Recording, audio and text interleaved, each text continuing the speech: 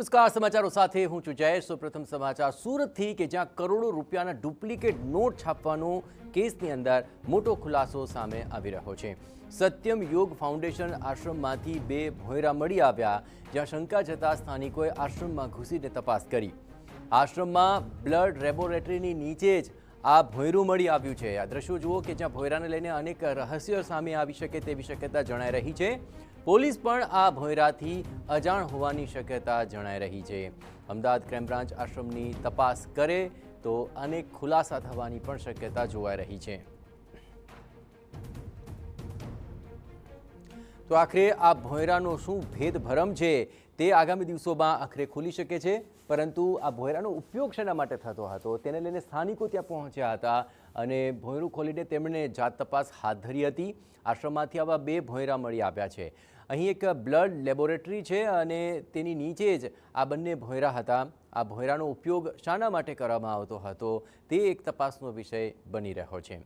હવે આશ્રમમાં blood laboratory અને તેની નીચે મળી આવેલું આ ભોંયરું શું નવા રાઝ ખોલે છે તે અત્યંત મહત્વપૂર્ણ બની રહેશે।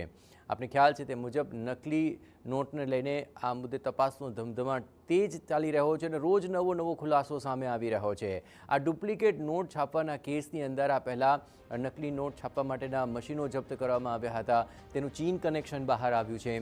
6 જેટલા લોકોની ધરપકડ થઈ, જે તમામ આ પ્રદીપ ગુરુજીના જ અનુયાયી હોવાનો પણ ઘટસ્ફોટ થયો અને હવે સુરતનું જે આશ્રમ છે એ આશ્રમની અંદર આ બે ભોંયરા મળી આવ્યા છે। અમદાવાદના આશ્રમને ડેવલપ કરવા માટે આ પ્રકારે નકલી નોટ છાપવાનું એક કૌભાંડ આચરવામાં આવ્યું, પરંતુ આ આખો મામલો હવે સામે આવી ચૂક્યો છે। એટલું જ નહીં, નકલી નોટ છાપવાને બદલે સામે 33%માં અસલી નોટ આપવાની ડીલ પણ થઈ હતી અને એ ડીલ બાદ હવે આ પૂછતાછની અંદર મહત્વપૂર્ણ ખુલાસાઓ એક બાદ એક સામે આવી રહ્યા છે।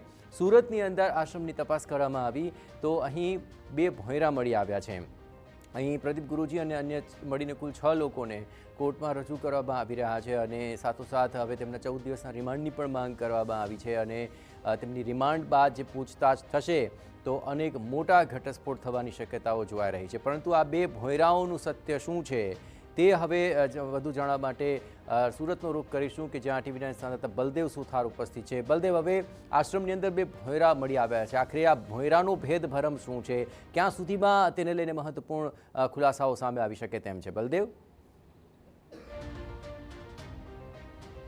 જે રીતે ગઈકાલે અમદાવાદ ક્રાઇમ બ્રાન્ચ દ્વારા જે રીતે એક ફોર્ચ્યુનર જે કાર હતી તે જપ્ત કરી હતી અને તેની અંદરથી જે મોટા પ્રમાણમાં જે ડુપ્લિકેટ ચલણની નોટો ઝડપી પાડી હતી અને તેનું કનેક્શન સીધું જે રીતે સુરત જિલ્લાના કામરેજ ખાતે એક જે આશ્રમ યોગ આશ્રમ છે તેની અંદર સીધું નીકળ્યું હતું અને જે આશ્રમ જે ચલાવતા યોગ બાબા જે રીતે કહી શકાય પ્રદીપ નામના જે યોગ બાબા તરીકે તેમની ઓળખ હતી અને અનેક રાજકીય લોકો સાથે ક્યાંક સીધો ઘેરાવો પણ ધરાવી રહ્યા છે અને તેમણે પણ પોતાના આશ્રમની અંદર અને તેમના બીજા કેટલાક અનુયાયીઓ છે તેમના ઘરે આ જે છે ડુપ્લિકેટ નોટો છે તે મૂકવામાં આવતી હોવાની જે વાતો છે તે સામે આવી રહી છે।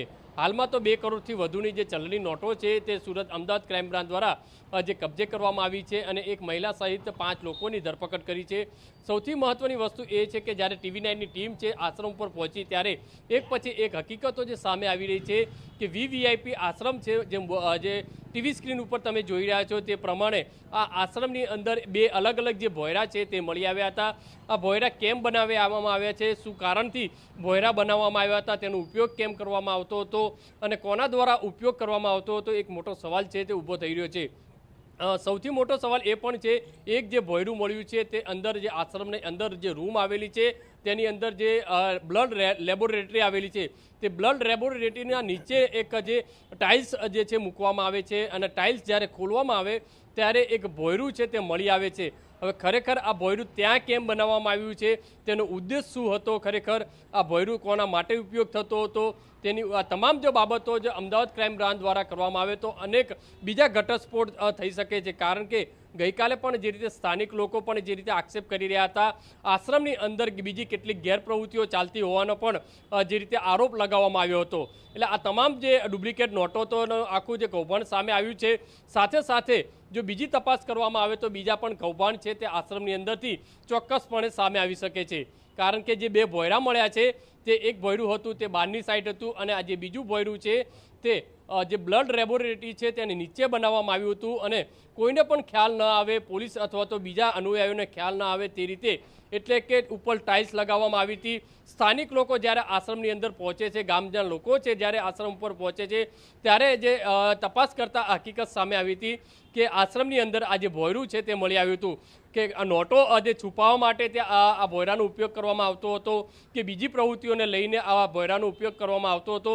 આ તમામ બાબતોની ઉપર જો સવાલ ઊભા થઈ રહ્યા છે ત્યારે અમદાવાદ ક્રાઇમ બ્રાન્ચ દ્વારા હવે કઈ રીતે આખી તપાસ કરવામાં આવે છે.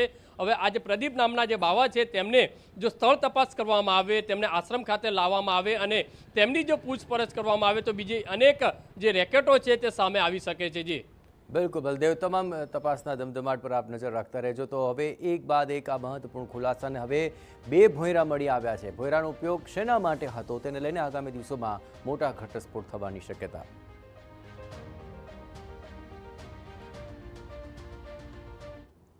આ તરફ અમદાવાદમાં